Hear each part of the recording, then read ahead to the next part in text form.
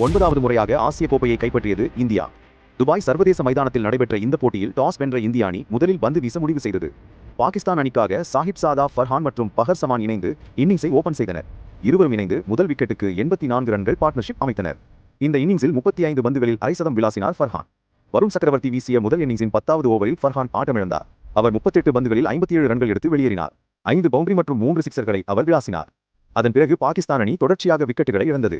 சயீம் Ayub 14, Mohammed Harris 0, ஜமான் 46, Hussain Talat 1, captain Salman அலி ஆகா 8, Shaheen Shah Afridi 0, வஹீம் Ashraf 0, Harris Rauf 6, Mohammed Nawaz 6 run எடுத்து ஆட்டமிழந்தனர்.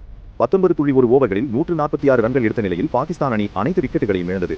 இந்திய அணி தரப்பில் குல்தீப் யாதவ் 4, வருண் சக்கரவர்த்தி 2, அக்சர் 2, உம்ரா 2 விக்கெட் கைப்பற்றினர்.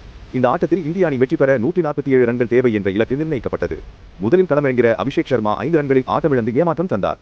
இலங்கையுடனான அரையிறுதியில் அவர் 61 ரன்கள் விளாசியது நினைவு கூறத்தக்கது. மறுமுனையில் ஆடிய சுப்மன் கில் 12 ரன்களுடன் வெளியேறினார். கேப்டன் சூரியகுமார் ஒரே ரன்னில் ஆட்டமிழந்து நடையை கட்டினார். 69 ரன்கள் எடுத்து ஆட்டத்தின் ஸ்கோரை ஏற்றினார் திலக் வர்மா.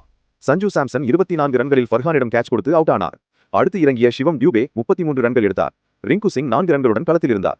கடைசி ஓவரில் திலக் வர்மா எடுத்த சிக்ஸர் இந்திய அணியை வெற்றியை நோக்கி மேலும் நகர்த்தியது. இப்படியாக 19.5 ஓவர்களில் 150 ரன்கள் எடுத்து இந்திய அணி வெற்றி பெற்றது.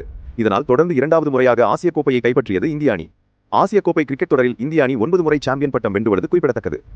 இந்திய அணியின் வெற்றிக்கு அனைவரும் வாழ்த்துக்களை தெரிவித்துக் கொள்வோம். மேலும் இதுபோன்ற செய்திகளை அறிய நமது சேனலை சப்ஸ்கிரைப் செய்து தொடர்ந்து ஆதரவளியுங்கள்.